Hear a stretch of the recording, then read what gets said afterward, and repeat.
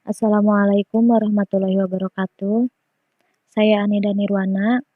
Saya mahasiswa Universitas Buana Perjuangan Karawang, Prodi Teknik Informatika. Di sini saya akan menjelaskan tugas dari mata kuliah Sistem Terdistribusi dengan judul Web Service. Langsung saja ke yang pertama, di sini ada pengertian dan tujuan dari Web Service. Web Service merupakan sistem perangkat lunak yang dirancang untuk mendukung interoperabilitas dan interaksi antar sistem pada suatu jaringan.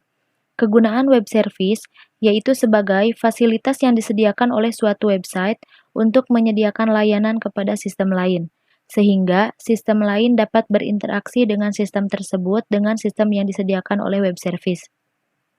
Kemudian tujuan dari web service yaitu untuk meningkatkan kolaborasi antar pemrogram dan perusahaan yang memungkinkan sebuah fungsi di dalam web service dapat dipinjam oleh aplikasi lain tanpa perlu mengetahui detail pemrograman yang terdapat di dalamnya. Kemudian ada arsitektur web service. Yang pertama ada service requester, yang mencari dan menemukan layanan yang dibutuhkan dan menggunakan layanan tersebut. Kemudian ada service provider untuk menyediakan layanan dan mengolah sebuah registry agar layanan tersebut dapat tersedia. Kemudian yang terakhir ada service registry, sebagai lokasi sentral yang mendeskripsikan semua layanan yang telah diregister. Selanjutnya, operasi web service. Di sini ada publish atau unpublish, yaitu menerbitkan atau menghapus layanan ke dalam atau dari registry. Kemudian ada find, service requester, mencari dan menemukan layanan yang dibutuhkan. Kemudian ada bind, setelah menemukan layanan yang dicari, kemudian melakukan binding ke service provider untuk melakukan interaksi dan mengakses layanan yang disediakan oleh service provider. Kemudian komponen web service. Layer pertama yaitu protokol internet standar seperti HTTP dan TCP/IP. Kemudian untuk layer 2, Service Object Access Protocol, protokol yang mengakses objek XML untuk proses pertukaran data atau informasi antar layanan. Kemudian layer 3, Web Service Definition Language, merupakan standar bahasa dalam format XML yang berfungsi untuk mendeskripsikan seluruh layanan yang tersedia.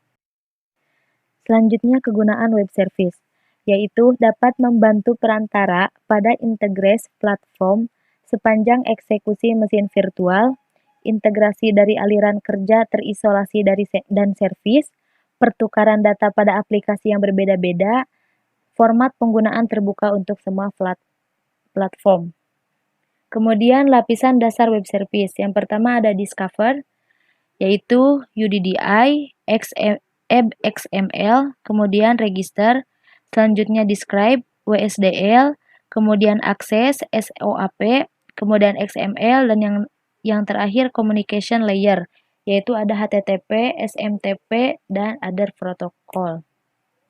Kemudian untuk tahapan pengembangan web service, yang pertama ada Discover, kemudian Create or Transform, kemudian ada Build, kemudian Deploy, kemudian Test, dan yang terakhir Deploy and Publish.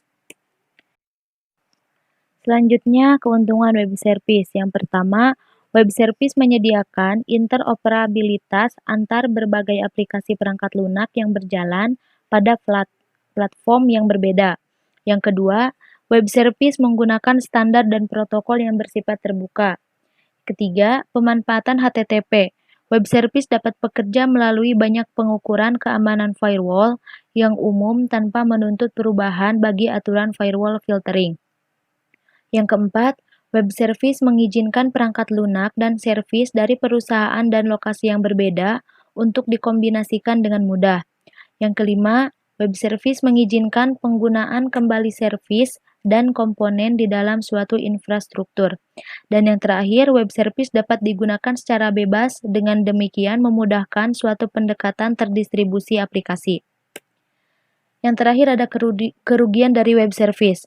Yang pertama, karakteristik standar web service saat ini masih dalam tahap pengembangan awal dibandingkan dengan open standar komputer terdistribusi yang lebih matang seperti Corba.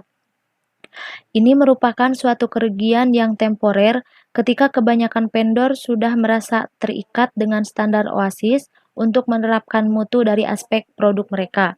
Kemudian yang kedua, Web service dapat saja memiliki kinerja yang lemah dibandingkan dengan pendekatan terdistribusi lainnya seperti RMI, Corba, atau DCOM.